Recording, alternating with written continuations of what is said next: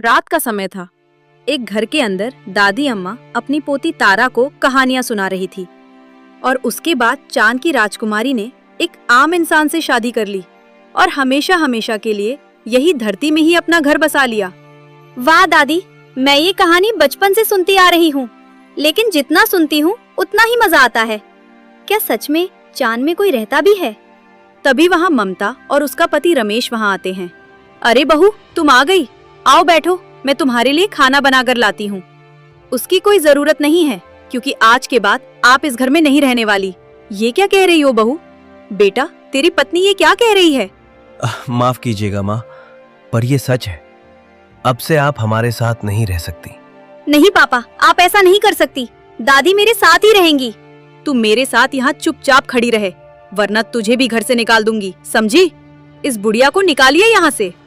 ममता के ऐसा कहते ही जैसे ही उसका पति दादी को बाहर निकालने के लिए आगे बढ़ता है और उनका हाथ पकड़ने ही वाला होता है कि तभी नहीं, रुक जाइए वहीं पर। तारा के ऐसा चिल्लाते ही उस घर में एक चमक उठती है और अचानक से रमेश नीचे जमीन पर गिर जाता है। ये आपको क्या हो गया? पता नहीं ममता, पर मैं हिल नहीं पा रहा हूँ। मेरा शरीर का एक भी अंग महसूस ही नहीं हो रहा है। ये कैसे हो सकता है? हो ना हो, ये तारा का ही किया धरा है।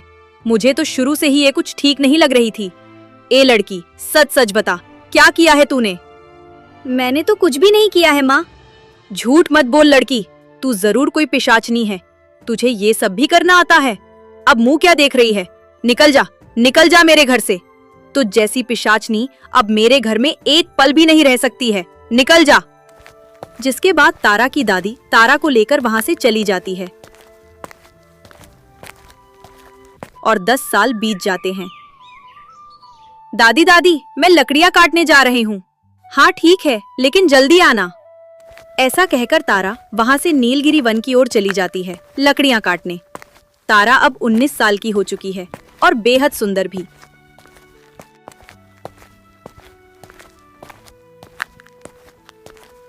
तारा खुश होकर जा ही रही होती है कि तभी उसे जमीन पर एक लड़का बेहोश गिरा हुआ मिलता है। हे भगवान, इस लड़के को क्या हुआ? ऐसी जमीन पर क्यों गिरा हुआ है? उठो, क्या हुआ है तुम्हें? ठीक तो हो ना? तारा की आवाज सुनकर वो लड़का अपनी आंखें खोलता है। तुम कौन हो और ये मैं कहाँ आ गया? तुम नीलगिरी वन के अंदर हो। जंगल? क्या ये जंगल है? जंगल ऐसा होता है, बिल्कुल किताबों में जैसा था वैसा ही है यहाँ तो। तुम तो ऐसे बोल रहे हो जैसे कभी जंगल देखा ही नहीं हो। हाँ, मैंने आज तक कभी भी जंगल नहीं देखा। चांद में जंगल नहीं होते? अरे नहीं, मैं धरती लोक में आ गया हूं। अरे अब क्या करूं? पिताजी, ये आपने बिल्कुल भी ठीक नहीं किया। लगता है तुम्हारा दिमागी संतुलन ठीक नहीं है। अच्छा, मैं अब चलती हूँ। अरे नहीं, रुको। तुम मुझे ऐसे अकेले नहीं छोड़ सकती। मैंने सुना है जंगल में विचित्र प्रकार के प्राणी रहते हैं। अगर मुझे कुछ हो गया तो? मैं तो इस धरती के बारे में ज्यादा कुछ जानता भी नहीं हूँ।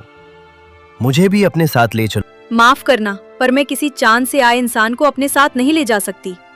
ऐसा कहकर तारा अपनी लकड़ियों की गठरी को उठाकर वहां से चल देती है और वह लड़का भी उसके पीछे पीछे जाने लगता है और उसका पीछा करते करते उसके घर तक पहुंच जाता है जहां मकान मालिक आया हुआ था। अरे मकान मालिक जी, आप और यहाँ? अरे भाई, मैं कब से तुम्हारा ही इंतजार कर रहा था।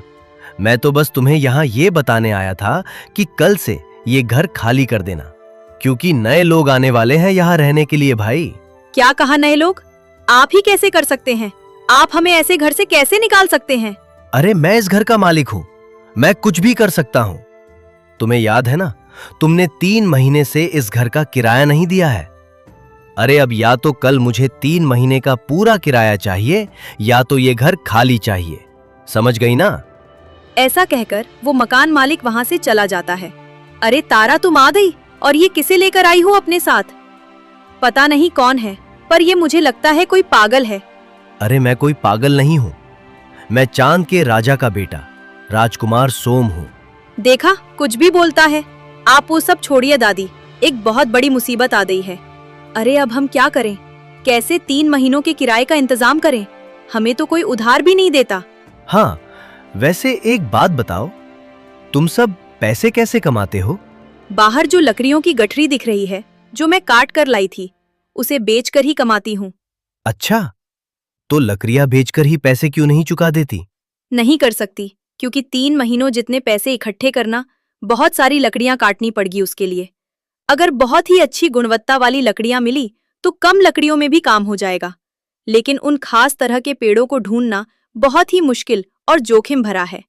अच्छा, तो क्या अगर मैंने उन गुणवत्ता वाली खास लकड़ियों वाले पेड़ ढूंढकर पैसों का इंतजाम कर लिया, तो क्या तुम मुझे यहां रहने दोगी? हाँ, दे दूंगी, लेकिन क्या तुम ये कर भी पाओगे? अरे हाँ, क्योंकि तुम्हें शायद पता नहीं, पर मेरे पास जादुई शक्तियां हैं। मैं बड़ी आसानी से ढूंढ सकता हूं। हाँ चलो, तो मैं अब चलता हूं। ऐसा कहकर सोम वहां से चला जाता है। क्या इसने कहा इसके पास जादुई शक्तियां हैं और ये चांद से आया है? हाँ दादी, लगता है सिर पर इसे चोट लग गई थी। जंगल में बेहोश मिला था, इसीलिए ऐसी बहकी बहकी बातें कर रहा है। क्या ये सच में उनमें से एक हो सकता है?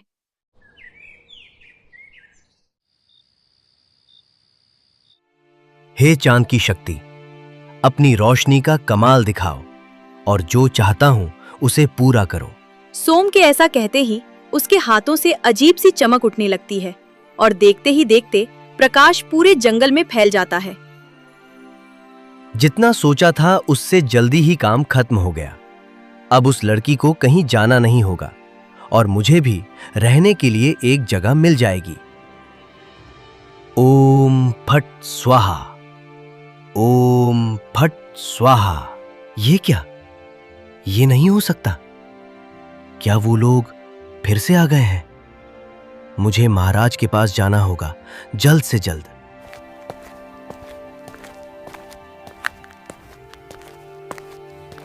क्या बात है तांत्रिक बाबा, आप इतनी रात गए हमारे पास क्यों आए हैं? क्या कुछ हुआ है? हाँ महाराज, बात ही कुछ ऐसी है। अभी अभी मुझे महसूस हुआ कि किसी ने चांद की शक्तियों का इस्तेमाल किया है। चांद की शक्तियों का इस्तेमाल? क्या आप सच कह रहे हैं तांत्रिक बाबा? आपको कोई भ्रम तो नहीं हुआ है? अरे नहीं महाराज, मुझे कोई भ्रम नहीं हुआ है। ये सत्य है। अगर ये सत्य है तो मेरा वो सपना पूरा हो सकता है जो 18 साल पहले अधूरा रह गया था, क्योंकि वो चांद से आई लड़की ने अपनी ही जान दे दी थी।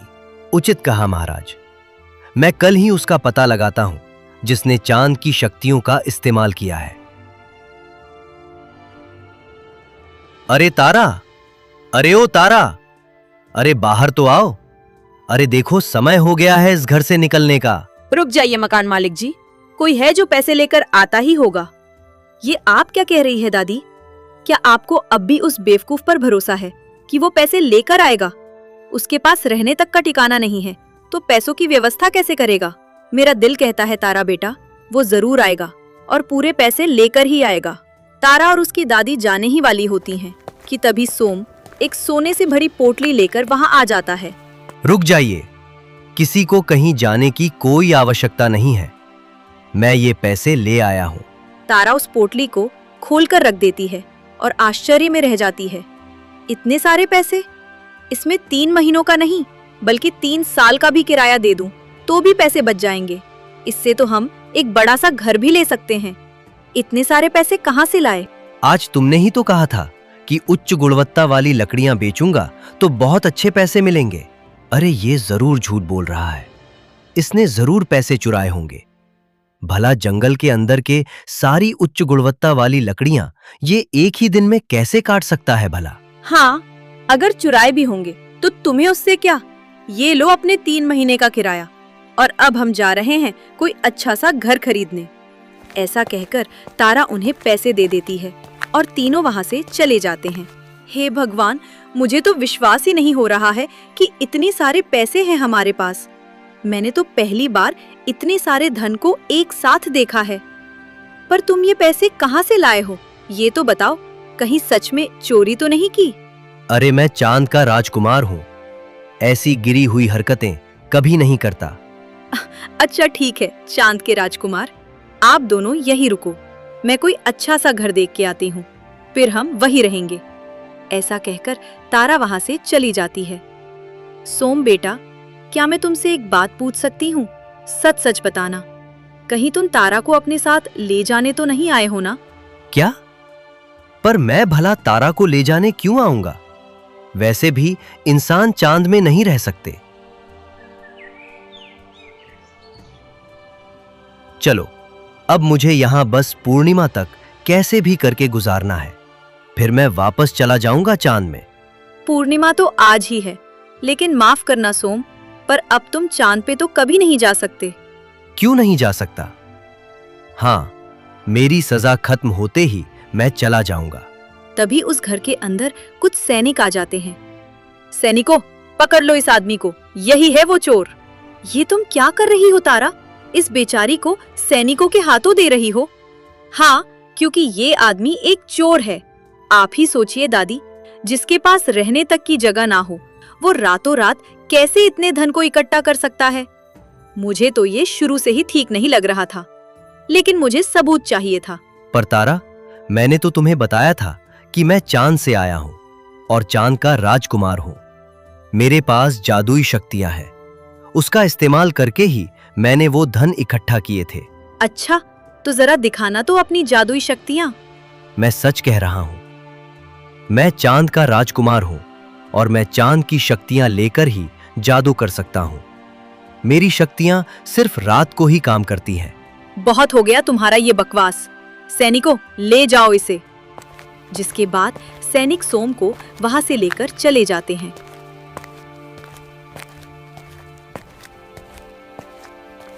तारा की दादी बहुत ही परेशान अवस्था में इधर से उधर टहल रही थी।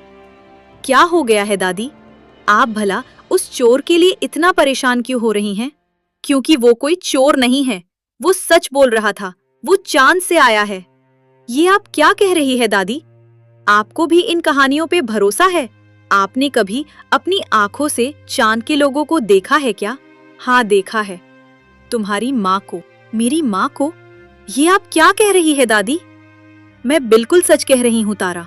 तुम्हारी माँ कोई आम इंसान नहीं थी, वो चांद से आई एक राजकुमारी थी। मेरा बेटा और तुम्हारी माँ दोनों एक दूसरे से बेहद प्रेम करते थे। उसे भी चांद से निष्कासित कर दिया गया था, तो तुम्हारे पिता ने उसे अपने घर में जगह दी और उसके बाद उन्होंने शादी कर ली और तुम हुई। पर एक दिन सब कुछ बदल गया। किरण, क्या तुम्हें अपने घर की याद नहीं आती? क्या तुम्हें कभी चांद वापस जाने का मन नहीं करता? शुरू में करता था, पर अब नहीं करता। अब तो मैं बस यही तुम्हारे साथ ही रहना चाहती हूँ, हमेशा हमेशा के लिए। तुम्हें पता है, मैं कभी चांद पर नहीं गया। लेकिन मैं हूं ना, मैं चांद से कम खूबसूरत हूं क्या? अब चलो घर चलते हैं। तारा सो के उठ भी गई होगी। जिसके बाद आनंद और किरण दोनों घर जाने ही वाले होते हैं कि तभी वहां सेनापति अपने सैनिकों के साथ आ जाता है। तो आखिरकार तुम मिल ही गई चांद की राजकुमारी। सैनिकों, पकड़ लो इसे और ले चलो महाराज के पास। खबरदार, खबरदार, वहीं रुक जाओ। मेरी किरण को हाथ लगाने के बारे में सोचा भी तो अच्छा नहीं होगा। किरण, तुम यहां से भाग जाओ, मैं इनको देखता हूं। भागो। नहीं, मैं तुम्हें छोड़कर कहीं नहीं जाऊंगी। बात को समझने की कोशिश करो और निकल जाओ यहां से। हे भगवान, काश ये अभी रात होती तो मैं इन सब को अपनी शक्तियों से अच्छा सबक सिखाती। पर अब मैं क्या करूं? आनंद इन सबके साथ अकेले नहीं जीत पाएगा। अपनी जान बचाओ, भागो। तुम्हें मेरी कसम है, जाओ।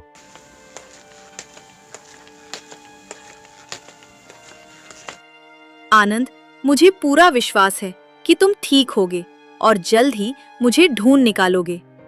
तभी दो सैनिक वहां पहुंच जाते हैं। अरे कहीं तुम अपने उस प्रेमी की बात तो नहीं कर रही, जिसे हमने भाला घोंप कर मार डाला? क्या? नहीं, आनंद मर नहीं सकता। कह दो कि ये झूठ है। ये सुनकर उसे बहुत दुख होता है और वो खाई में कूदकर अपनी जान दे देती है। अरे नहीं, अरे ये क्या कर दिया इस मूर्ख लड़की ने? अरे अब हमारे इनाम का क्या होगा रे? ये आप क्या कह रही हैं दादी?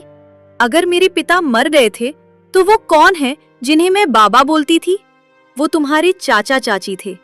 आनंद के जाने के बाद तुम्हें पिता का प्यार उसी ने दिया। तो वो क्या वो लड़का झूठ नहीं बोल रहा था? वो सच में चांद का राजकुमार है और चांद से आया है। कौन चांद से आया है? सेनापति जी, आप और यहाँ? हाँ, मैंने सुना कि तुम्हारे घर में एक लड़का है जो चांद से आया है। हम उसे ही लेने आए हैं। अब बताओ, वो कहाँ है? किसी लड़के के बारे में नहीं जानते हैं। अरे लगता है तुम ऐसे नहीं मानोगी, पर चिंता मत करो। तांत्रिक बाबा ने हमें ये चमत्कारी तितली दी है जो उसी के ऊपर बैठेगी जिसके पास चांद की जादुई शक्तियां होंगी। ऐसा कहकर सेनापति उस तितली को आजाद कर देता है और तितली उड़ते हुए सीधे तारा के सर पर जा बैठती है। ये क्या? तो इसका मतलब चांद से तुम आई हो। सैनिकों, पकड़ लो इसे और ले चलो महाराज के पास। चलो। अरे नहीं, लगता है मेरी माँ की शक्तियाँ मेरे अंदर भी हैं। इसलिए बचपन में मैंने गलती से चांद की शक्तियों का इस्तेमाल करके अपने ही चाचा को अपाहिज बना दिया था, जिससे वो हिल भी नहीं पा रहे थे। अरे ये क्या? उस लड़की तारा ने तो मुझे फंसा दिया। मैंने तो उसकी भलाई के लिए पैसे इकट्ठा किए थे और उसने मुझे ही चोर बनाकर कारागार में डलवा दिया। अगर रात होती तो दिखाता चांद की शक्ति कि मैं सच में चांद का राजकुमार हूं। सोम जोर जोर से चिल्ला चिल्ला कर ये सब बोल रहा था, जिस वजह से पास में ही एक आदमी उसकी बातें सुन लेता है और उसके पास आता है। वो कोई और नहीं बल्कि तारा का पिता आनंद होता है। क्या तुम सच में चांद से आए हो और चांद के राजकुमार हो? हाँ हूं। तो क्या आपको तो मेरी बातें झूठी लग रही होंगी? नहीं नहीं, मुझे तुम्हारी बातों में पूरा विश्वास है। मेरी पत्नी चांद की राजकुमारी थी। क्या? चांद की राजकुमारी? मतलब पिछले राजा की पुत्री किरण, वो आपकी पत्नी थी? पर आप यहां क्या कर रहे हैं? सब बताता हूं, लेकिन उससे पहले ये बताओ कि मेरी बेटी तारा कैसी है? ठीक तो है ना? तारा आपकी बेटी है। तो आखिरकार इतने सालों के बाद आज फिर से चांद से एक फरिश्ता आया है जिसकी शक्तियों से मैं पूरी दुनिया में राज कर सकता हूं। वो मुझे आज मिल ही गई है। तुम्हें तो मैं छोड़ूंगी नहीं। तुम जैसा राजा कभी राज का हकदार नहीं हो सकता। तुम्हारी वजह से मेरी माँ और बाबा मारे गए। सिर्फ शक्तियों के लालच में तुमने 2 मासूमों की जान ले ली। क्या कहा? तो क्या तुम उसी चांद की राजकुमारी की बेटी हो जिसने अपनी ही जान ले ली, ये सोचकर कि उसका पति मर चुका है? तुम कहना क्या चाहते हो? साफ साफ बताओ और हंसना बंद करो। मुझे तुमसे नफरत है राजन। अरे यही कि तुम्हारे पिता अभी तक मरे नहीं हैं। वो जिंदा है और सही सलामत कारागार में बंदी है। मेरे बाबा जिंदा है? हाँ, वैसे तो मैं तुम्हारे जरिए इस दुनिया में राज करने का सोच रहा था, लेकिन तुम मेरी मदद नहीं करोगी। इससे पहले कि तुम भी अपनी मां की तरह कोई मूर्खता कर बैठो, तुम्हें मारकर ही तुम्हारी शक्तियों का मालिक बनना पड़ेगा मुझे। सेनापति जी, तांत्रिक बाबा को बुलाइए और आज पूर्णिमा है, आज रात ही यज्ञ शुरू करवाएं।